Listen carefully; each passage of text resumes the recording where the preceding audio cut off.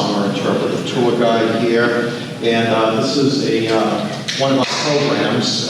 This particular one, I started it in summer of 2019.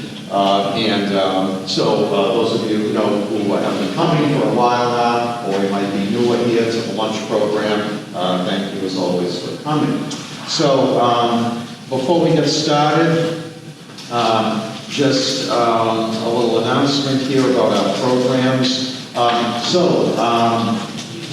So we have for the boat tours. I just want to mention in particular about the boat tours.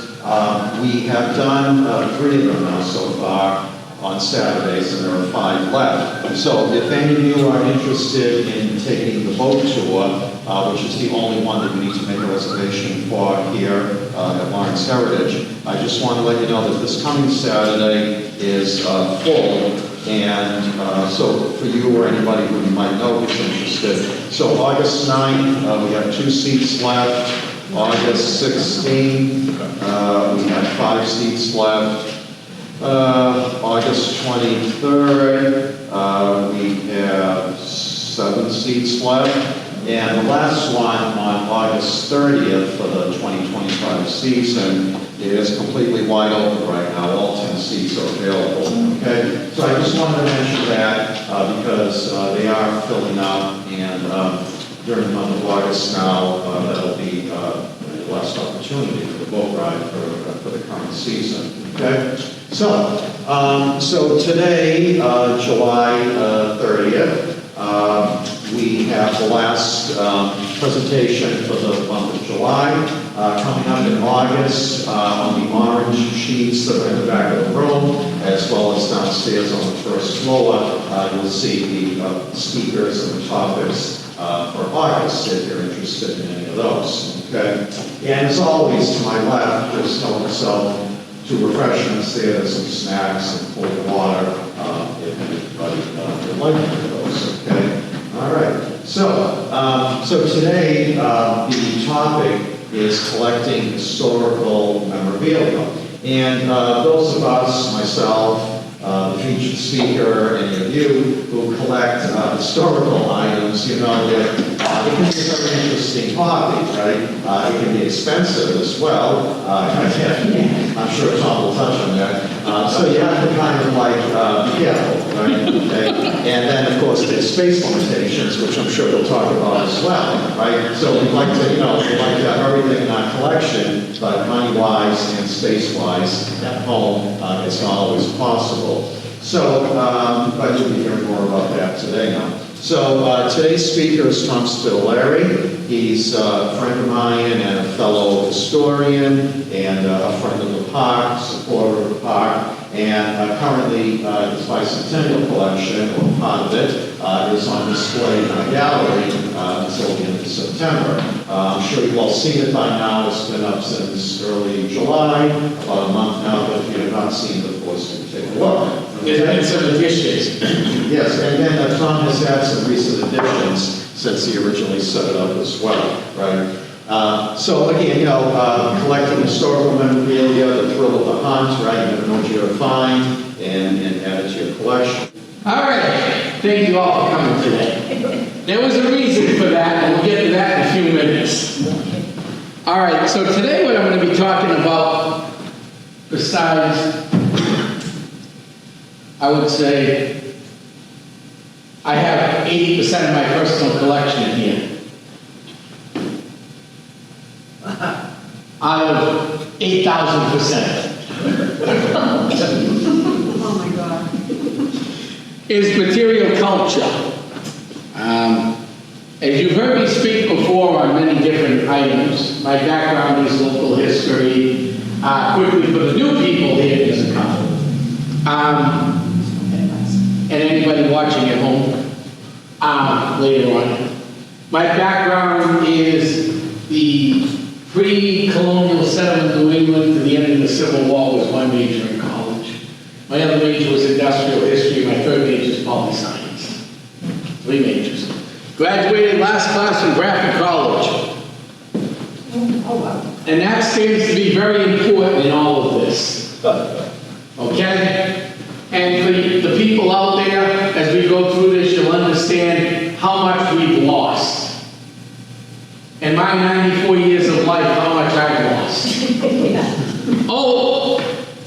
I'm sorry, 49 years of my life. Darn it, I keep making that same mistake. It must be my nerves, because I'm the shyest person you ever want to meet. Yeah. You know that. So, in college, I had this great professor, God rest her soul, Professor Patricia O'Malley. She graduated from St. Mary's High School. She's from Bradford her whole life. She just passed away this past December. And one of the required classes you take when you go to school and at college is always those required classes you gotta take, right, Rich? Oh, Whether you like them or not, you gotta take them to pass. That's true, the Gen Eds. Right. And with my history degree, I took, there was this class called Material Culture. Wow. That's a big word. What is material culture? Well, that's what we're going to explain. This, and where we go from here. It encompasses everything from clothing to buildings to monuments, reflecting how people lived and interact and express themselves. Studying material culture provides an insight and opposed into the present society's values, beliefs, and daily life. So you're going to see how material culture changes too. Including the range from tools, weapons. I didn't bring any old weapons with me. I didn't know if I could get permission from the state. But I do have a few old weapons. I probably could have brought the bayonet without because it's dulled down, but I stayed away from all of that. All right? And because I serve on other boards, I could have probably brought some Native American artifacts in, but I didn't check with you, so. Yeah. It's all the same thing, you know. Yeah, next time. Next time, because every year this is going to change. It is what it is. So, clothing and buildings. Special, so it's broken down into special arrangements. So, special organizations such as cities, public places, also falls under this category of material. So, like churches, city halls, stuff like that, buildings. So that's under spatial. Then you have production and use, which is pretty much everything else. Plastic, stuff like this, glasses. So, and how it's produced and used, and why it's used. The meaning and symbolization. Objects carry a cultural meaning and symbolism reflecting shared belief and values of social practices of the time. And throughout the years and throughout life, social practices have changed. In a disciplinary study, the material culture is studied on various disciplines, including archaeology, anthropology, and history and sociology. So, examples, tools and technology, how tools have changed. They go from stone to good iron to the, I'm going to say it, the junk of today. You buy a screwdriver today, and I have my grandfather's screwdrivers up. Let me tell you which screwdriver is going to break first. If my grandfather died, if he was alive today, he'd be about 122 years old. Yeah. So let me tell you which is going to break first. Clothing, how that has changed. You know, you have different type of, you know, you went from women wearing 3 layers of clothing in colonial times, walking around in nice cool weather like today, to men wearing 3-piece suits in nice cool weather like today, to stuff we wear today, shorts, blazers, shirts with names on them, all different types of shirts, organizational shirts, like one of our members in the audience, I think is wearing it, says I volunteer somewhere. You know, stuff like that. That's clothing culture. A shirt like this. You remember last year I bought my Planet Hollywood shirt that I've had since senior year in high school. We wore it. Every year will be different, because every year is a little different. So, and then architectural, we go from beautiful buildings. Let's look at some of these beautiful buildings. Churches that are built, which one is this one? I always forget because I have so many of these. Okay, St. Patrick's, here in Lawrence. Yeah. Beautiful. Beautiful building. To boxes. Sleepy Hollow. Oh, and I can't forget the best one in Lawrence as far as stories to tell. At the end of Essex Street and Broadway, there used to be a post office. Oh. Made of marble. What a shame. They did replace the marble with something worth more though. Indeed. The golden arches of McDonald's, they replaced them with gold. The historical buildings we've lost, and I'm going to get into that in a few minutes, a little more detail. That's why I brought the postcards with me and a few other things. Art and visual culture. How fast art has changed. We went from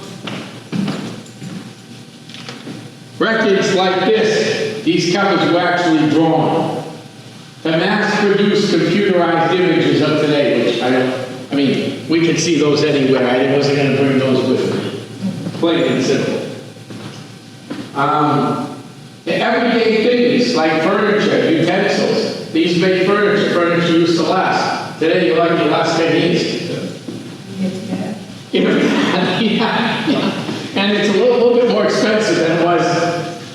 Even you take how money has changed. Take when my grandparents bought a couch. We still got one of those couches. It's in near mint condition. Yeah. They've had it, and that family's had it for 60 years at least, maybe 70 years. Wow. My mother just had to buy a new three-seater for the house. You know how long we had that thing for? 5 years. Exactly. And let me tell you, I found the original receipt cleaning out my grandparents' house. If you took the money we spent on recliners today and the money she spent on that couch that's still around today, proportionate to the time period it bought, it was still cheaper back then.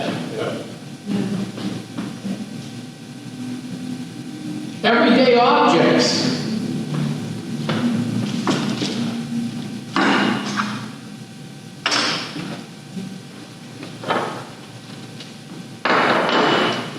They were built to last. That's why they're up here. Everyday objects has also changed by societal beings and what we do today. Understanding past societies and culture provides a window into the lives of the past of people, especially the written and the written history of our past. And the best way to get that is not online, but on books. These are out-of-print books. This is West Bethune long ago. And then I also have the I have multiple copies of these books. The Joseph S. Howe history book in the middle. All right? Does Joe Bella know you have those? Yeah, Joe has that too.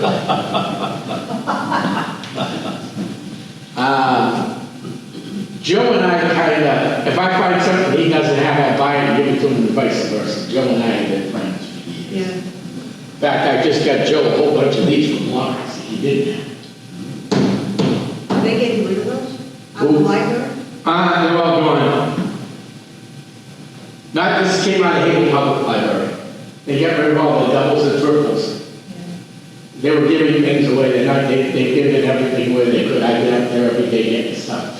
I filled my storages with stuff. Well, they're important books, and I'm going to get to that in a few minutes too. And where you find this stuff, okay? And sometimes you have to get lucky. Exploring cultural, material culture reveals objects that are acquired for meaning, you know, decks of cards. Back then, that was people's entertainment, gave them something to do because there weren't many TVs around. Examining social relationships, material culture can illuminate the social hierarchy and power of diagnosis and cultural practices. In essence, a material culture is a rich and compiled fields of offices of valuable insights into the human experience through thoughts, objects, the way they make you feel. So let's look at some of these objects and why I brought them all, okay? And why I started off. Let's talk about, we'll go backwards. Let's talk about material culture, the culture of the day, entertainment culture. You notice I started with something, right? Anyone know what I started with? St. Patrick's Church. No, I'm talking when I first started to talk, I had some music. Oh, I don't know what that is. Rick Derringer was the singer. Ritual.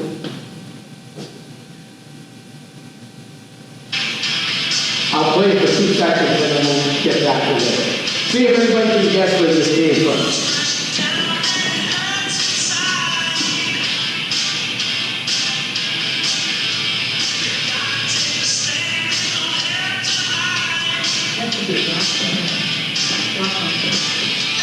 All right.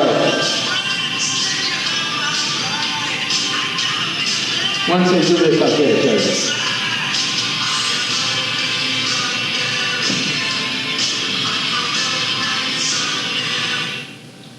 Anyone know? No? Okay, so we're going to go back, not too long in history. We're going to go backwards, okay? So material culture of today is cell phones, brand new video cameras, and anything you can buy today. You know, music of today, you know. So then, and this cultural explosion started, but in the 80s it really blew up. Okay, cultural icons came out of everywhere. Anyone know who this is? E.T. everyone's got. E.T. phone home. Yeah. E.T. Yeah. Okay. That song I played came from one of the biggest icons of the 80s. Now, not everybody was into what I'm into, so that's why I went to see if you guys caught that. That was Hulk Hogan's theme song. Oh, Probably one of the most iconic 80s figures of the night. Whether you like wrestling or not, it didn't matter. He put it on the chart. He was the first one to use rock and roll song. That was Rick Derringer, who passed away this year too, the beginning of the year. That was his song. That was Steve Hogan's theme song when he used to come in. All right, I met Hulk Hogan in the 80s at Bethune High School and a few other places. When WWE actually came to Bethune High School before they became what they are today. So we're going to continue past that now. Some of the other stuff from the 80s. Who remembers this place? The Bethune Mall. Thanks to Richie, let me borrow this. They're going through some stuff here. A man's got to believe in something. I believe I'll have another beer.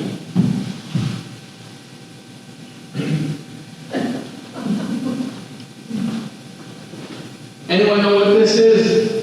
This is one of those trinkets you would win maybe in an arcade. Oh, wait a minute. This came from a store called Brothers 2. Located where?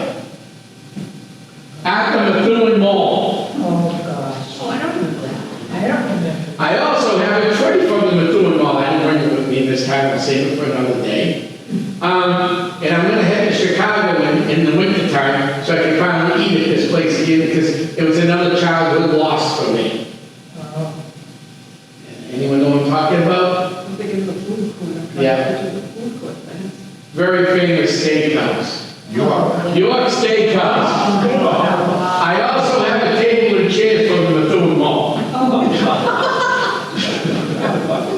Now, let me explain why I have a lot of this stuff. Remember? I'm from the food. Yeah. Okay. I live in Bethune. I was born on Prospect Hill. Well, that's Lawrence. That's Lawrence, yes. I'm North Lawrence born. I was born on Sheridan Street. So if you're on Prospect Street where Sheridan meets, there's a white house. It's a triple decker, 3rd floor. I lived there for 2 years. And my grandfather bought the house next door to his house for my parents, and that's where I ended up. And I'm still there today. In Bethune. In Bethune. Yeah. But I have Bethune, Havel, Lawrence, and we're going to get into other things I have here too. I have a vast collection. I have a New England collection that would fill both these rooms 3 times over. Okay? Yeah. So, let me just talk about why I do what I do. So, Prospect Hill, the house I grew up in is still hanging around, thank God. The house I was raised in the film is still around. Thank God. My grammar school was closed. I lost my grammar school. I lost my middle school. Yes, the Donald P. Community School is still standing, but it doesn't look like it does when I was there. Methuen High School, I graduated from. To me, it's gone. Yes, the high school is still there, but it isn't. They put walls up. I've been in there. I didn't even recognize the school. Okay? My church, in my opinion, is gone. They tore it down, and they tore it down not too nicely. St. Monica's. They did move St. Monica's, but after they tore the church down, I was that was St. Monica's. The Methuen Mall, gone. That was my childhood memories growing up in Methuen. That and walking down Essex Street with my grandfather, listing all the great stores that were on Essex Street, going to Russell with my mother, going here, there with my grandfather. The racket store. Yeah. You would love that. And then my college closed. Yeah, that's right. I graduated last class from Graphic College. So my whole life is double lost. They call it change. Methuen had this great sign up years ago on the Mayor Pollard, where history and change meet. Well, I hate to tell you that's an oxymoron. History and change does not meet at all. Change usually destroys history. My father was told to the father of Methuen on Osmond Street. I got all the signs and everything. He also had his own jazz band. My father was alive today, he'd be 88 years old. He played from northern Maine to Cuba, including the beach. All that is gone. Yes, the beach is still there. The frolics are gone. I actually have the FDL and the F from the frolics. I pulled that out of the dust. I also own other things from the frolics buildings. St. Monica's Church, I pulled a nail and a few stones from that building. Remember the candy store on Andover Street they tore down? Oh, yeah. Yeah. Right across from 445, 448 Andover Street, next to the Napolitano Marble Granite. Yeah. They're now in North Andover. I forget the name of them. Van Otis. I got a nail and brick from the Van Otis building. I guess. So, my goal was to preserve what is left. And the only way to preserve what is left is by, you look at this postcard book. Now, I have thousands of postcards. Literally, I just purchased this book. I haven't even gone through it yet, okay? Good friend of mine, and a good friend of Joe Bella's, and a good friend, he used to come to park events all the time. George Simonian at Lockhaven Antiques. He went into the hospital one day. Oh, you knew George, okay. I purchased a lot of stuff from the family. That's where that's why literally I haven't had time to go through them and see what's in here. But they have postcards from the White Mountains in here, the Lakes regions, like I said, trolleys. I haven't been able to go through all of these to what's in here. But why are postcards important? You can come up and look at these at the end. Because it brings back the memories of what was there. Route 16. Everybody familiar with Route 16 in Ossipee?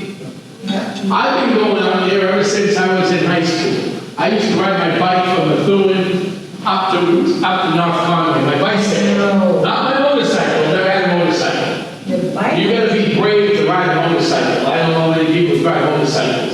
You gotta be really brave. Okay. Oh, it was usually an overnight camping trip.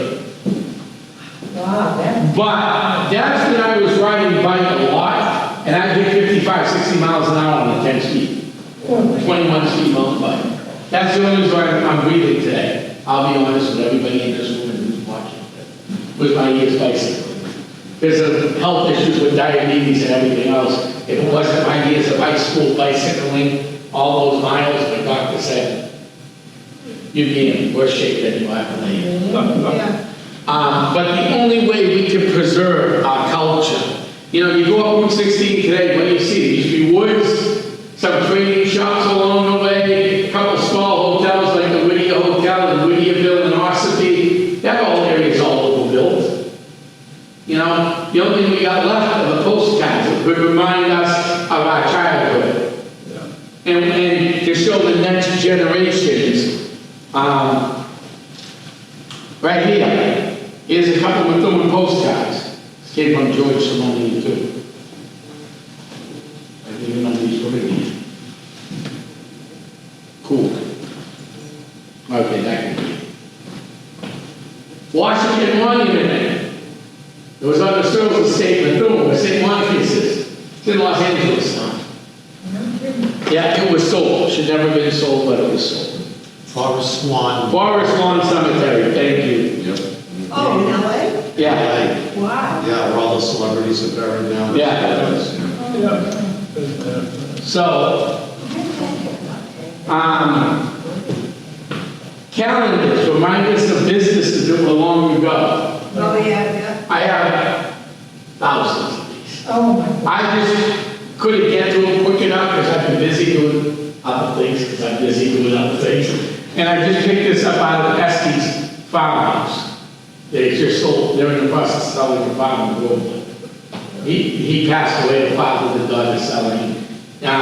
So I mean, but you see these from Lawrence, Methuen, Haverhill. Look at the condition it's in. Yeah. And he had more than this. All right? Collier's photographic history of World War II. You can go online and get any picture you want today. But the quality of pictures in these books. That's another level of mine. Books. I have more books than you can throw a stick at. Okay? This book came from my father's collection. Oh, look at that. That is so. You can't even get books like this anymore. That is unbelievable. What is that? Tommy. A little boot or saw, whatever. This was actually done by my grandmother, who's no longer with us. I found this cleaning out. I got other stuff, and I still got our Afghan blanket and stuff. I found this when we were going through it. They told us away the family I kept it. I don't think that's a real sock though. No, I don't know what this would have been used for. Is it like a cozy drawer teapot or something? It's either that, or it could be to cover golf clubs, because the family liked golf. I don't know. That looks like, yeah. But you don't get stuff like this anymore. No, maybe it's a change. And of course, if you grew up in the 70s and the 80s, you know who these guys are, right? Yeah, I remember these. Star Wars. Wow.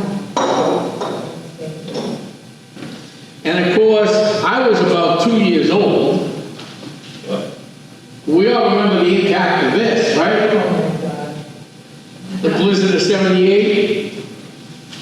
I was just born when this happened. Here's some pictures of the 36 flood. Because I have 36 and 38 babies. I don't remember what I bought with me. I want to see the Books that tell a story. I have town history books all over the place, and this thing. I bought today Methuen, West Methuen, long ago by the Noyce sisters, and the historical sketches of Methuen book. I have multiple copies of these. I actually paid decent money for this stuff too, but you can look at it. This I just picked up at the library. They were getting rid of it. Who remembers the Columbian Exposition called the World Fair? What year? 1892. Was that in Chicago? Yep. So every state was issued a book. Here's the Massachusetts history book from the World Fair. Wow. I just added this to my collection on Monday. Wow. Tom, Actually, on August 20th, Brett Fowler, the former Yeah. VFS here, he'll be talking about the 1893 exposition. I'll leave this here for him, If you want, I'll, and have him put it up. I want it back, but he can but I'll save it, okay? definitely, Okay. I'm gonna try to make that one, but he can definitely involve. Okay, all right. We all share things too, Joe, Quick, myself. It just grows to the collection you can share with other people. Sure. It gives you guys a better collection to look at. I love the milk bottles. Oh, milk, yes. This is how we used to get our milk. This came from Nimmo Farms in the Philly. I do have Lawrence milk jars, Hagel, I have them all. But with everything going on outside of this, I could only grab so much. And this stuff was all just added to my collection this year. It's never been out to public view, for the most part. So I said, well, I might as well just use it, tell the same story. This is Rogers and Sons. And this is Kiss, which I believe is soda pop. Yes. And then we got St. Andrews, these hot plates. I have a lot of these. Yeah. See, I church. Oh, Yeah, see if it's. everyone know what this is, back to Lawrence. Glass paperweight, it's the Great Falls. Oh, that's what you. The Great Falls. And I can't see this one. This looks like Campignon Pond, The dam. the dam, Oh, which you can come up and look at. These are glass paperweights. And even though this is Bethune, I have from Salisbury Beach to Groveland to Lawrence, almost any company. yeah. Oh, that's so much better today, isn't it? Yeah. So you have some fans. And some old tools. Yep, yep. Even though that's broken, this came from my grandfather's collection, these things are still around. I have some. And they got some weight to them. Yeah. Go buy a wrench like this today. Just the weight and throw it right over yourself. Right. Oh, yes. And then we have the White Rose Laundry in the film, Yep. an ashtray. Now, I have boxes of these, I have cases of these. These are called memory boxes. Do they smell good? What do you know? This came from the Wells Mooney Milford area of Maine. Oh, yeah. This came from the White Mountains of New Hampshire. I have so many of these that, and of course, when you stayed at hotels back in the day, there wasn't a lot to do when you were out with the family. So they have a cribbage report. Are the pegs in the back? Yeah, Oh, they're taped? yeah. They don't have a little sliding thing for them to go in? No, this one was taped. Cheap one. I do have cribbage boards that have the sliders too. Yeah, no. I was gonna get, this came from York's Wild Kingdom. Oh, The stamp's right on it. And of course, memories. How many here went to St. Patrick's Church? Anybody? That's it, yeah. So, and of course, you got your deck of cards. Yep. Oh, yes, and back in the day, you just didn't go to the market, you went to a bakery, right?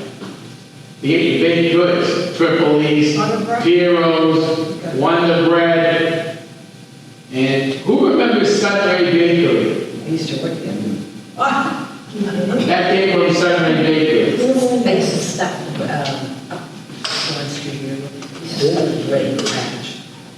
Okay, so before TV, how did we get our entertainment? Radio. I found these on the side of the road. Christmas shows. yeah, Carol. I use these at the Buttonwoods Festival of Trees on Senior Day, when you come for Senior Tea Day. I have an old radio that plays these. Oh, wait a minute. I have an old radio console, and I had a tape player in there, and I played the tapes. Yeah. But Time Life did this probably back in the 80s when they were reproducing. Yeah. 60 greatest old-time radio shows. And of course, we have our matchbooks. Oh, yeah. Everybody, yeah. I have so many of these, I can't even keep track of them. You used to get matches for your wedding. Right. I have my cousin, Nancy and John Glendyke, that's my cousin Johnny's, he passed away a couple of years ago, but I was a ring bearer in their wedding, and I just found the matchbooks and everything, and my father's stuff, and I kept that. And of course, later on in the 70s and the 80s, McDonald's, Wendy's, Burger King, this is Burger King, Oh, yeah. the Goofy toys. The bank that I climbed when it sold, it's down one, it went from the best bank in the world to a very Lawrence Savings. Oh, Yeah. yeah. They're the only ones that would give us a loan. We would put too much money down. Yeah. Matchbox has been around over 70 years. Yeah. Some, yeah. Where is that one made? Good question. If you want to look at one, I don't have my glasses, and the sugar's a little out, but it's one of the 70th anniversary one, so probably just recently. It's not that old. I do have older ones. Where was I going after Matchbox? Oh. But today, they still do things the right way.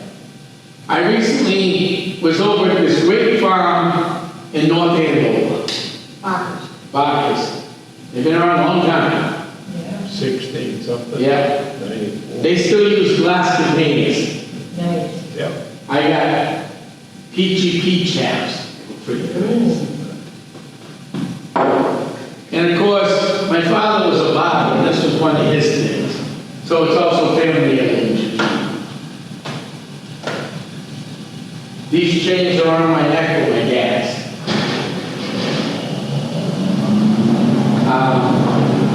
And who remembers the yardsticks? Everybody had these. White street paint. Yeah. White Street Paint. This came from Grants. Yeah, that's what I have. Yeah. It's- Grants, yeah. I've never seen one. This is Thailand. They make you. Oh, Thailand, thank you. Yeah, because it's 70th anniversary, they don't make it in America. No, they made it in England. England, yeah. And my son has some, but we don't have them in boxes. Oh, But okay. you got a little case, it's like a little suitcase one. And then, of course, if you look at the bicentennial collection, I don't know if you've probably seen it, I've added a few things. Stamp collections, okay. So this came away to get a little beat up, but the stamps are in good shape, these was not. But these are historical stamps of different things that happened. Are those first day issues? I believe they are. I haven't done the box of first issues that are in envelope. But Jean Nicolette, Lewis and Clark, John Wesley Powell, Jacques Marquette. You can look through these, Captain James Cook, the Arctic exploration. So they're all here. And of course, we can't forget, I have a full exhibit on 9/11. I collected all the newspapers and everything like that. It's over at the Firefighters Museum in Haven. But this book came out of the Estes lot that I purchased. And this came from my buddy, I don't know if anybody knows him, a good friend of mine. His name's Joe Bella. Just talked to him 2 days ago. So he found this for me, and he thought it wasn't bicentennial, but obviously it's. But since I also have a 9/11 exhibit, that's what it's really for. So now, let me get into, like I said, why is that we need to preserve this stuff for future generations, museum, all the barber homes do. They still do these. This came from my cousin's barber shop in Haiti. So there are still barbers in. I have some of my dad too, I just didn't have time to blow up some of What's the that barbers. case? The white, What? what's the white thing, the case, right by your right hand? Records. Oh, Ah, this came from my father's set. I don't even know if this still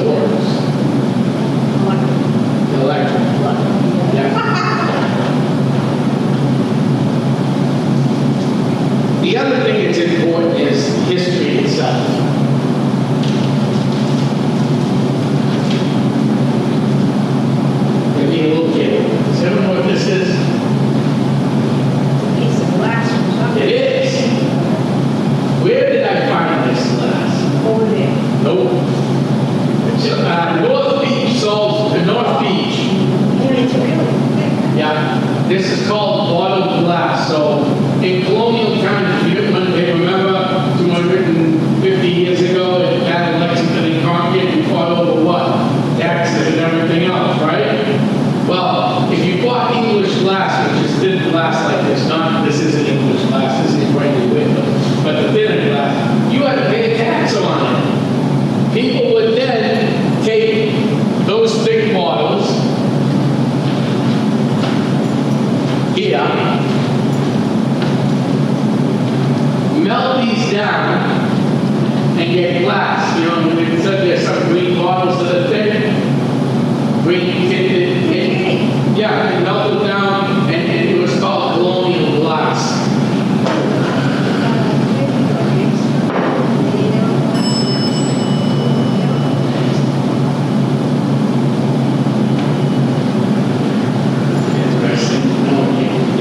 So, where do I get this stuff?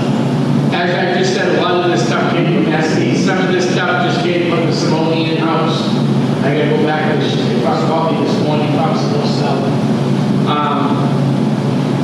Yard sale, secondhand stores. I'm going this week, either today or tomorrow, back on my way to Lowell to go pick up 2 more bicentennial plates I don't have. They'll be here soon. Yeah, room left? Yeah, well, I'm going to take down some of the other buildings. I'm going to switch things up. All right. And one of them's a double. I'm getting a good deal on both of them. It's a 2-plate set. I never had the second part of that set. So it's only really 1 plate being added, and the other one's going into a donation job for next year or whatever. So you talk about postcards. When we Yeah. did a cross-country trip, replicated something my parents did in 1940, so it's all, no interstate. Everything was local, state routes. And we had a couple of grandchildren with us. We were trying to get a postcard from every state. And I'd fill them out and I would mail them to them so they would get posted from that state. We had a hell of a time finding postcards. Well, people come looking for postcards all the time. They don't produce them anymore. Yeah. Salem's got them. Some of the state visitors, 77, you can't get them in the department's visitors center. You can't get them here. No one has them anymore. Right, It's a heck of a time. That's another dying art. right. You know what else is a dying art? I have plenty of these, but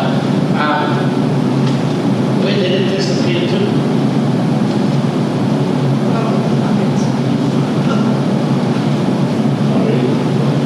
Brochures. This is an old, it's out of published now, out of print, Essex National Heritage Commission, which encompasses the whole Essex National Heritage area. This is the early settlement trip, which Dave was on, and a whole bunch of other communities, right? As you can see, they don't print brochures like this anymore. There used to be 3 separate trails: early settlement, maritime, and industrial. Lawrence was on the industrial, Abel was on the industrial, Dick Clark was on the early settlement. Maritime, Abel should have been on Lawrence settlement because there was no maritime history here. And nothing against Lawrence, it's just they didn't do it too far up the river. They used to have 3 flyers down the water. That's another thing that's dying in the age of computers. They used to go to Everything's going on here. on here. Yep. Look at everyone here, look at everyone here. I want a map. Oh, you want one of these? Oh, yeah, one of those. Oh, Look yeah. at that. Map of Lawrence, Massachusetts. Yep. Street map. Yep. Yeah. First Essex Savings is one of the used store, Coca-Cola, Bryant Oil. I'm trying to find a date on this map. I don't see a date. Yeah, this might be-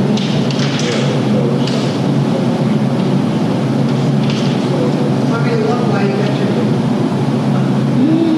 Put your glasses on. Yeah, I don't see a date on this map. Cell phone charge? So, ask somebody to read a map today.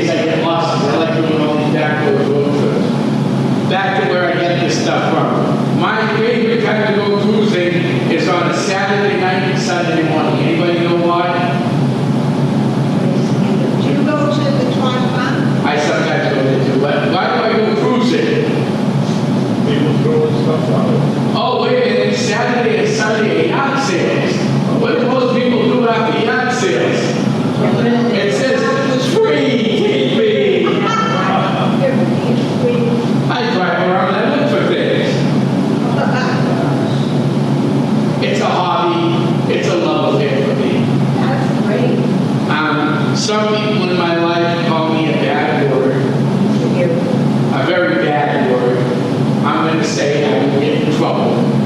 And to me, it's a curse word, but to some people, it's a normal curse word. I've been called a hoarder, Oh, even though I'm an advanced collector, according to some.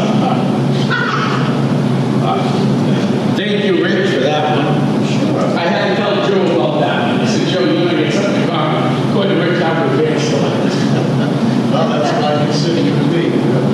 Yeah. So, but this stuff needs to be preserved for generations. And museums are great, but museums have a problem too. Space. Yeah. The more space you add,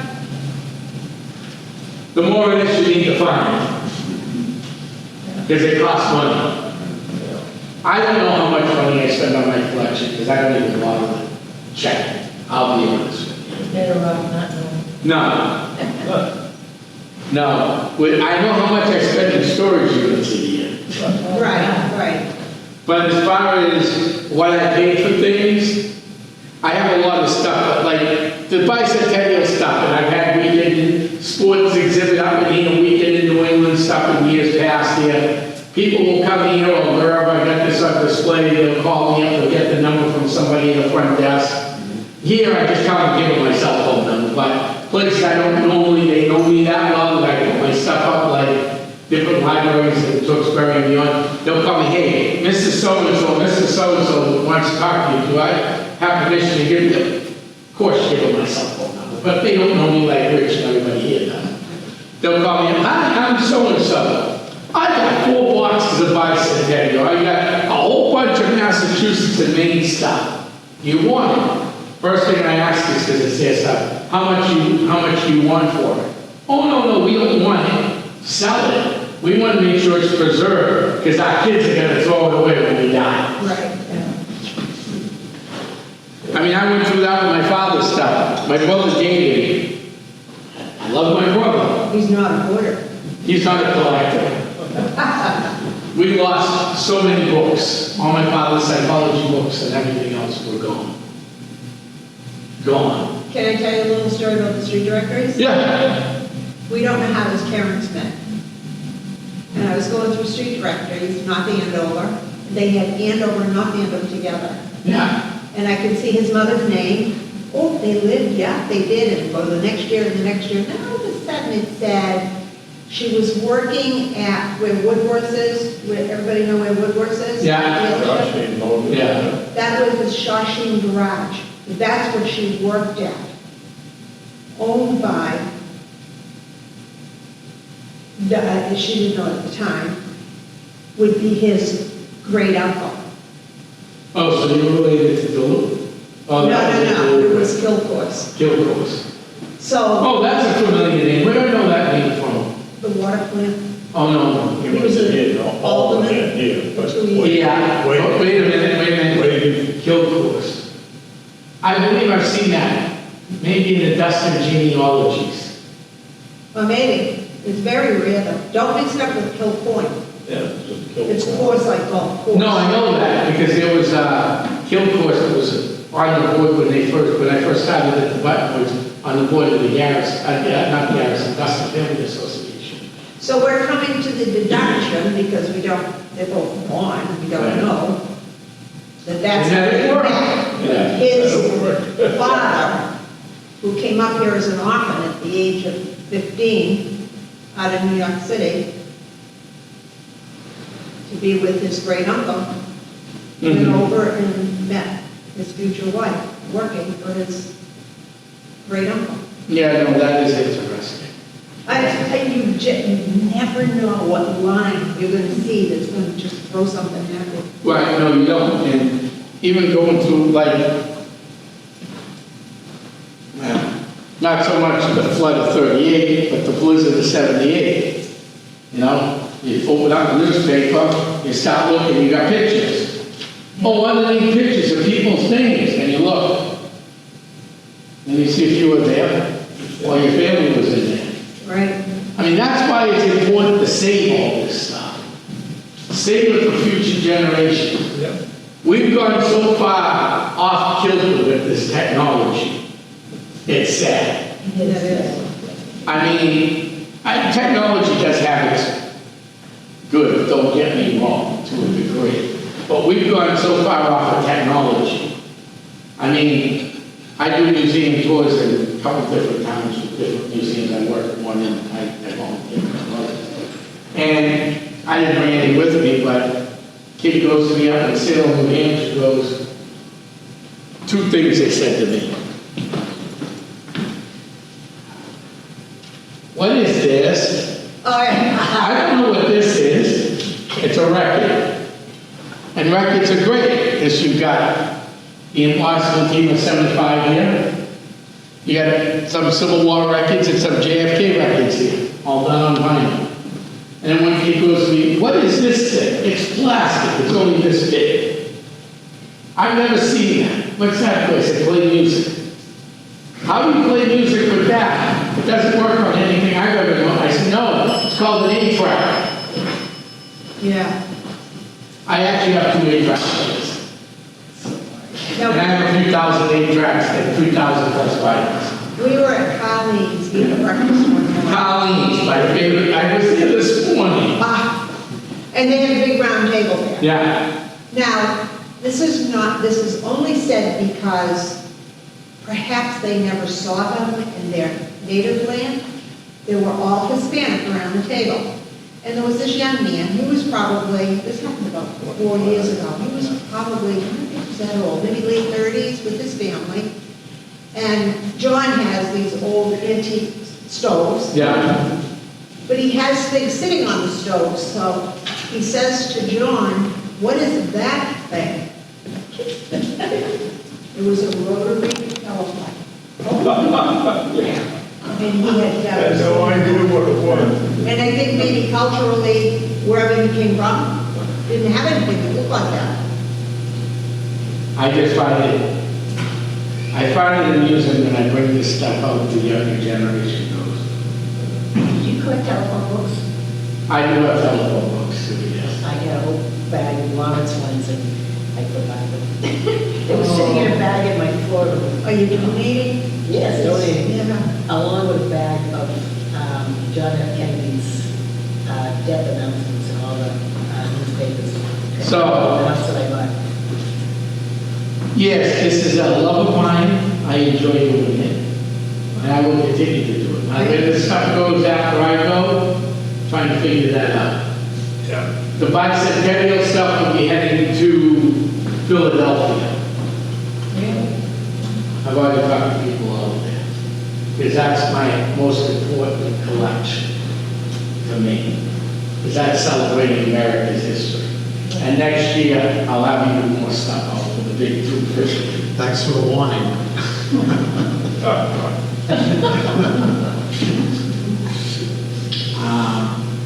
The little boxes, the little wooden boxes, right here. On the Oh, these, What yeah. did you call them, memory boxes? Yeah, memory boxes. Some people use it for jewelry. Elaine Hope Chest. Oh, yeah. You got engaged, well, before you got engaged, you got a Hope Chest. Right. And they made it in miniature, Right. the style that you were given. Right, and this would go on, yeah. Hope chest. Not on top of the whole chest would be there. And then Top this of would your go. dresser. Yeah, on your dresser. This would throw probably jewelry and Yes, I do. rings and I didn't. whatever else. Pen things, pencil holders. I got so many of these wooden things with the stamps on them. Here's another one. I see men collect tools. Look, this even still has a lock with it. Oh, yeah.